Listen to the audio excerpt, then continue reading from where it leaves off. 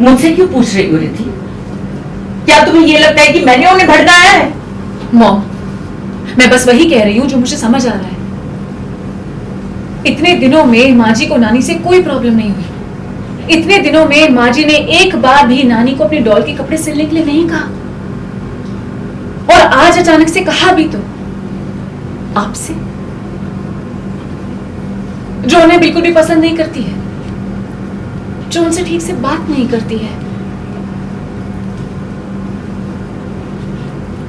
नानी को सिजर्स के साथ माँ जी के रूप में आपने ही भेजा था ना? रिद्धि,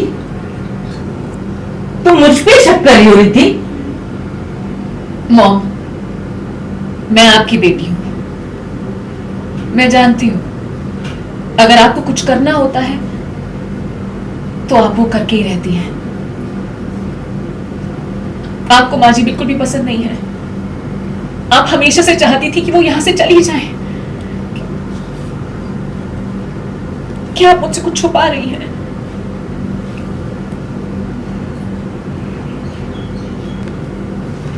क्या आपने मुझसे झूठ बोला? बताइए मामा, बताइए, क्या आपने मुझसे झूठ बोला? मैम,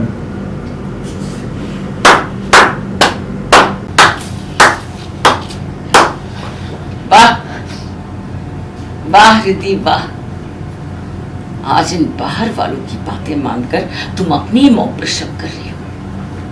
तुम ये बोल रही हो कि मैंने तुमसे झूठ बोला है। पहले उस नील की बातें मानकर तुम मुझ पे शक किया करती थी, अब उसकी आई की बातें मानकर वही कर रही हो तुम। मॉम, मैं सिर्फ जवाब मांग रही हूं। तो सुनो, शायद तुम्हारे लिए तुम्हारी मॉम इंपॉर्टेंट नहीं है, लेकिन मेरे लिए मेरी मॉम बहुत इंपॉर्टेंट है। थोड़ा खास। तुम्हें क्या लगता है हाँ, कि एक औरत को इस घर से निकालने के लिए मैं अपनी मॉम की जिंदगी को खतरे में डालूंगी? वाज लेके दौड़ी थी मॉम के पीछे। अगर मुझे पता होता कि उमा मॉम पर अटैक करने वाली है, तो क्या मैं उनके हाथों में सिजर्स दे के उसके कमरे में भेजती? नहीं रहती। मैं अपने मॉम से बहुत प्यार करती हूँ। एक बच्चा एक माँ को बचाने के लिए अपनी जान तक दे सकता है, उसकी जान खतरे में नहीं डाल सकता। लेकिन तुम इन बातों को कैसे समझोगी?